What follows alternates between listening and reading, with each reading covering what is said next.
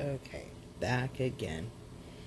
Another video about domestic violence, but this one is about refugee children and intimate partner violence.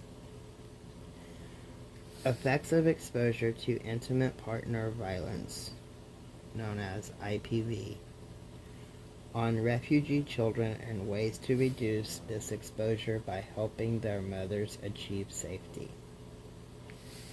Children suffer when they witness conflict and violence, especially when it involves their parents. The stress of this exposure overwhelms their developing bodies and brains, contributing to a range of negative social, medical, and mental health outcomes. In fact, mothers treated violently is one of the 10 original adverse childhood experiences, known as ACEs, ACES, that are known to impact children's health and well-being into adulthood.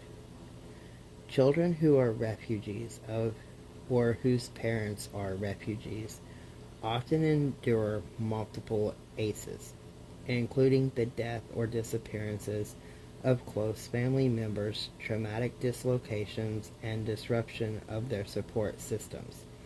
Facing cultural shock, discrimination, poverty, and racism compound their difficulties.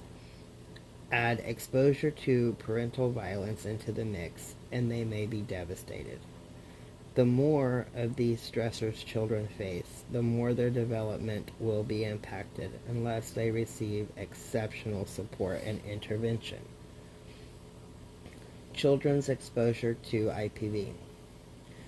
Because they often do not speak the language of their host country and may know few people beyond their community, refugee women who are victims of IPV may not know where to turn. Their children suffer the consequences alongside the abused moms. Research shows that children do know about violence between their parents, even when parents think that they are keeping it a secret. Children may view an abusive incident or hear it from another room. Children often suffer the disturbing after effects, such as witnessing a parent's bruises or swollen eyes, seeing broken objects in the home, or suffering from the absence of one parent after a violent incident. IPV consists of much more than physical assaults. It may include isolating, verbal abuse, stalking, manipulating a partner financially, and sexual assault or coercion. Exposure to these coercive control tactics also harm children. A child who views his or her father dominating his or her mother and curtailing her freedom learns the sway of interacting. In school, he may try to mimic the authoritarianism and heavy hand he has or she has witnessed at home by fighting when they cannot get something their way. In contrast, some children exposed to IPV become overly submissive and self-blaming, modeling themselves on their victimized parent. IPV also interferes with the parent-child bond. Overwhelmed by the abuse, victimized mothers sometimes withdraw from their children and become emotionally unavailable, or they may be irritable and respond harshly. Often men who abuse women also abuse their children, sometimes as a means to control their partner. In all of these ways, IPV damages the attachment between children and their caretakers, placing them at risk for a variety of behavior and relationship problems throughout their lives. Exposure to IPV terrorizes children and can lead to post-traumatic symptoms such as traumatic arousal, difficulty setting still or problems sleeping, numbness, intrusive memories, and a diminished ability to cope with stress. The emotional effects of IPV exposure includes depression, anxiety, low self-esteem, traumatic stress reactions, school failure, and social withdrawal. Some children also show externalizing behaviors including aggression, delinquency, and substance abuse. Ending IPV helps refugee children. If we can help a mother live free from IPV, then we are protecting her children from the pernicious effects of that abuse. Sometimes abusers can learn to change, but most are unwilling or unable to do so unless they receive substantial pressure from their communities and the law and participate in batterer intervention programs. Anger management classes are not as effective as the batterer intervention programs for someone who abuses their partner, since control rather than anger is the root of IPV.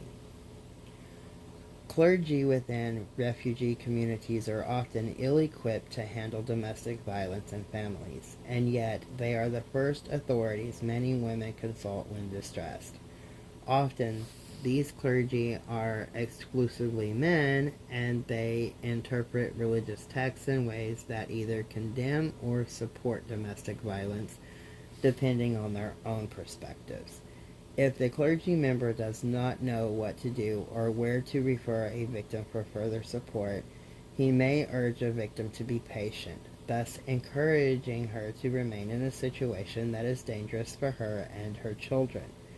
We must help clergy and other refugee community leaders understand IPV and see how it not only harms women and their children, but also hurts the reputation of entire communities. So, ways to help. Build trust with IPV victims. Many refugees have experienced discrimination by neighbors and hateful speech by politicians both in their original countries and in the U.S. Why should they trust us concerning intimate family matters such as IPV? We build trust with families over time by showing ourselves worthy, putting in the hours with them, and bringing them concrete help with practical matters such as housing, food, school supplies, etc. Explain the effects of IPV on children. In many refugee cultures, community members, extended family, and religious leaders will all pressure a woman to maintain her marriage at all costs, even when she is being victimized by her husband. However, the idea of protecting her children may motivate her to accept the resources she needs to break free.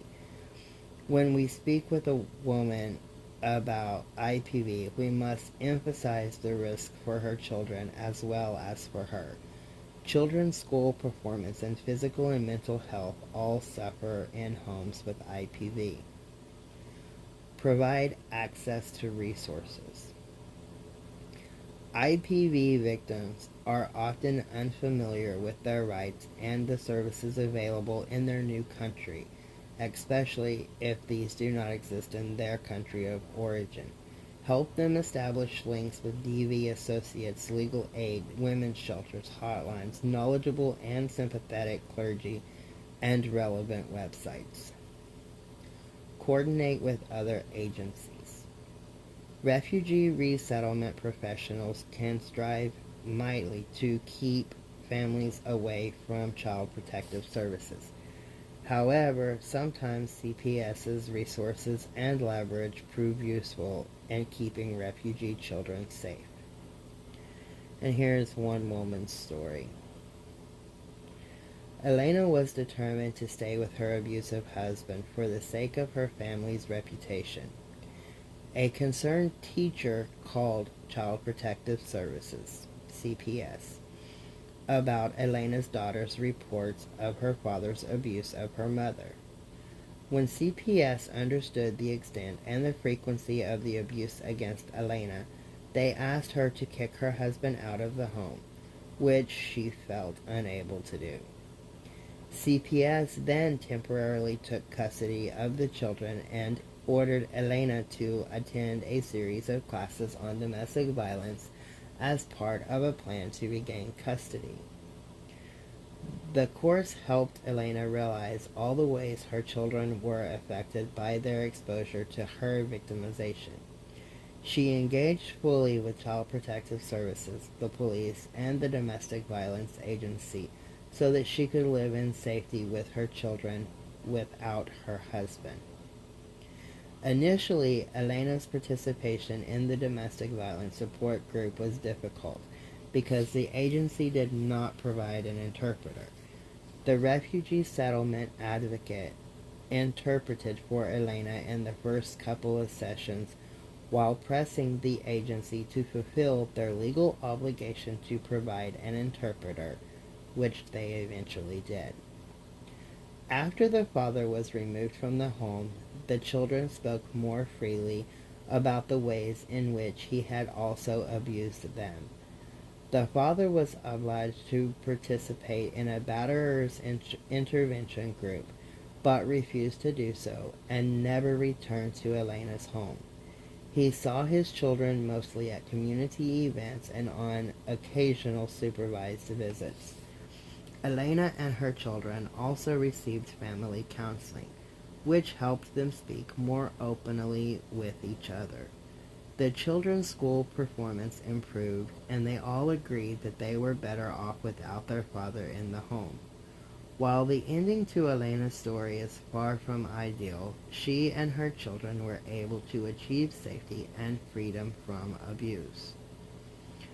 Professionals from outside a given community sometimes reflexively decide that the IPV is cultural and walk away from it, considering it unsolvable or beyond their purview. The tools that support all couples with IPV, including safety planning, counseling, economic empowerment, protective orders, batterer intervention groups, and the arrest of the perpetrators, should be considered for refugee couples, just like all other couples. Certainly, we should not deny refugee victims access to these resources simply because we assume the violence is normative or acceptable in their culture.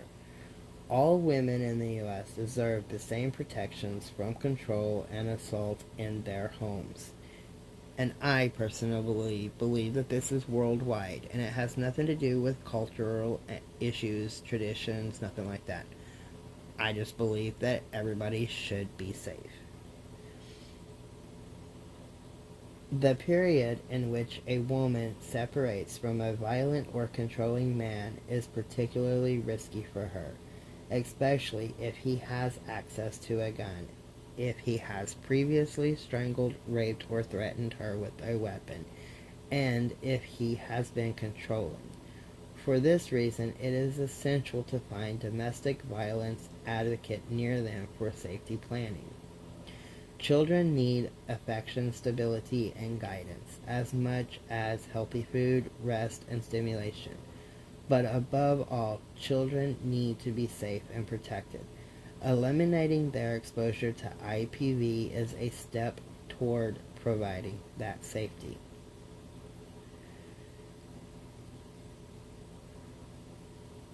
Now, how to boost the resilience of children exposed to IPV. While many behaviors signal a child is distressed, no behavior in and of itself is diagnostic of a child exposed to IPV. Some children have difficulty concentrating and underachieve academically, while others flourish in the safety of a classroom. Some evidence of post-traumatic symptoms include traumatic arousal, which is difficulty sitting still or problems sleeping, numbness, intrusive memories, and the reduced ability to cope with stress, as I have covered in this video. Some children have mostly internalizing behaviors such as low self-esteem, depression, anxiety, and social withdrawal, while others show externalizing behaviors including aggression, delinquency, substance abuse, and tantrums. Children in homes with IPV are hospitalized more than other children and are more likely to suffer from physical symptoms such as colds, bedwetting, and sore throats. Frequent visits to the school nurse may be a sign that a child has been exposed to IPV or other traumas. Adults should be especially concerned if you see a child who acts out IPV in imaginary play, who is aggressive or overly submissive with their peers, or a child who shows an exaggerated startle response to loud noises or voices. The best way to determine if a child has been exposed to IPV is to ask directly. Depending on the child's age and how guarded they are, children might respond with important information to a general prompt such as, "Tell me about your family. Tell me how your mom is doing. Tell me about how things are at home." You'll notice these inquiries are phrased as open-ended prompts, so children will be more likely to respond with a narrative rather than a single word, such as fine. Inquiring about people's families is common in cultures throughout the world, and some children will respond openly to this kind of prompt. However, many children have been told not to discuss family matters with outsiders. If you have a reason to suspect that IPV occurs in a child's home, or if you see a child who is unusually aggressive, passive, or sad, you can ask direct questions, such as, "Tell me about what worries you. Tell me about what scares you. Who fights with whom in your home? What usually happens? Who is the boss in your family and how do you know?" Then there is mandated reporting. In many, but not all states, exposing a child to domestic violence is considered a form of child abuse or neglect and requires reporting to Child Protective Services or the police. People in those states who are mandated reporters of child abuse are therefore required by law to report children who they suspect or know are exposed to IPV. People who work in states that do not require the reporting of children exposed to IPV may still do so if they believe the exposure is potentially dangerous or traumatizing for the child. Whether CPS will intervene for exposure to domestic violence without other forms of child abuse depends on local practices and the perceived level of risk to the child.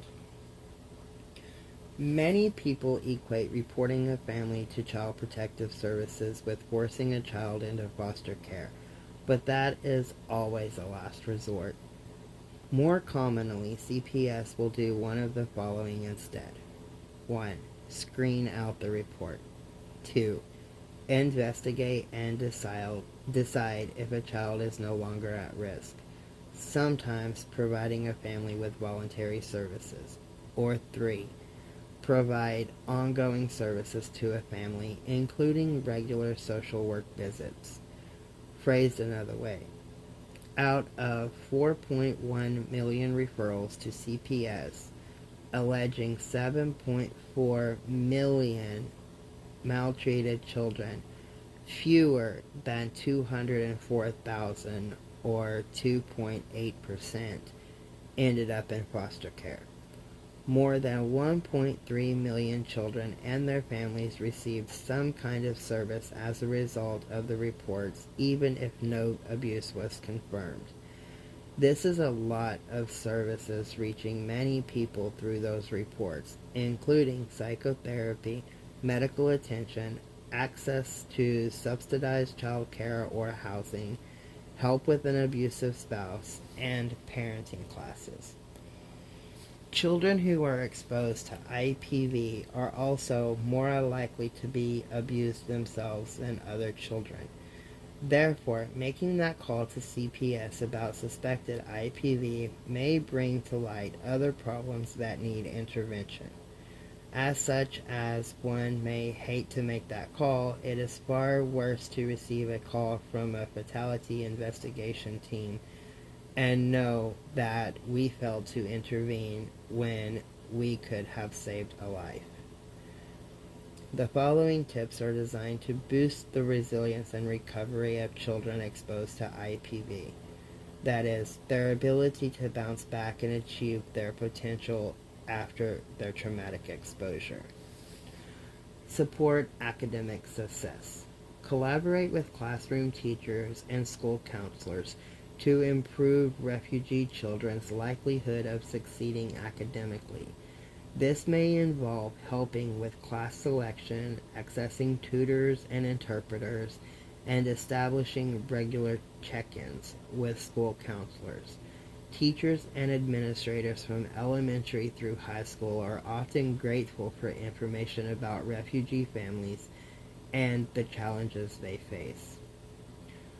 Low stress at home and school. Children exposed to IPV may be triggered by generally loud environment, sudden loud noises, uncertainty, and interpersonal conflicts. Teachers and administrators who understand this may be able to make changes to support traumatized children in their building. Additionally, we can help teachers and families understand that predictability reduces anxiety in traumatized children. A predictable sequence of activities, including regular mealtimes and bedtimes, allow children to relax. Support reading. Not only are strong reading skills a key to academic success, but many traumatized children find safe haven and behavioral models in books. Bring refugee children to the public library. Help them get library cards and understand the library's rules. Also, bring children to their school's library to help them bond with librarians. Teach refugee parents the importance of supporting their children reading in general and accessing books through libraries in particular. Support social success. Help refugee children access outlets when they can excel, such as sports, chess club, performing and visual arts, scouts, and many others. The adults who facilitate these activities are often willing to waive the usual fee if approached by a refugee advocate. These activities enhance children's social success, self-expression, and bonding with helpful adults. Choosing the right activities can also help traumatized children and teens with their particular areas of deficiency. For example, aggressive children learn self-control and discipline through studying martial arts. And shy children learn social skills through sports, dance, theater, chorus, or other group activities. Provide access to counseling. Individual, group, family, or sibling group counseling can help children cope. Children can access these services in school or in the community. Children who have been exposed to IPV should have opportunities to discuss the IPV explicitly. Many children also benefit from support groups for children whose parents have recently divorced or separated, or more general groups where children can discuss their issues. Such groups help them establish bonds with other children as well as with the group facilitator, and can provide tremendous relief. Cognitive behavioral therapy may especially help children who are aggressive, withdrawn, or powerless. Many children from refugee families grow up into remarkable adults, successful in their work and personal life and contributing to society.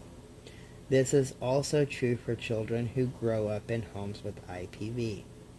Once they are safe, the children benefit from allies and from information and programs to help them overcome their trauma and thrive.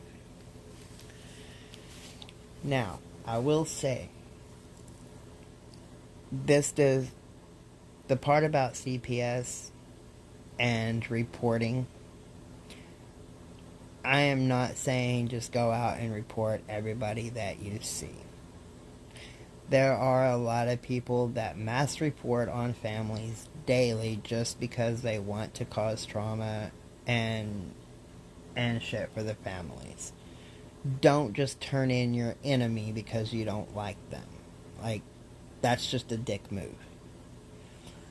But if there is a child that is involved or living with somebody that is being abused, and you have offered to help them in many ways, giving them resources, giving them a link to one of these videos for them to reach out for, more resources or whatever.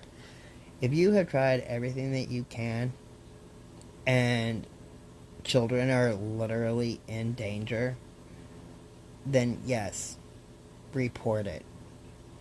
Because if you don't and something happens to those children, then you're going to end up feeling responsible for that in the end. Or, most decent people would, because it's a response that we have.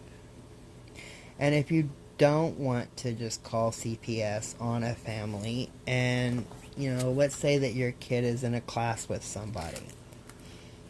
If you don't feel like you need to call, or you don't want to call CPS, you don't want to get involved, you can talk to the teacher. You can talk to the principal. You can bring it to their attention that you think, or, your child was at their house and seen something and told you. You can bring it to their attention. And then they are mandated to call in most areas. So there is ways that you can help children and help the family receive the resources that they need to thrive without actually calling CPS and reporting, it as child abuse. So that's something to think about as well. And even though this video was about refugee children and getting them access to libraries and stuff like that, pretty much goes for all children.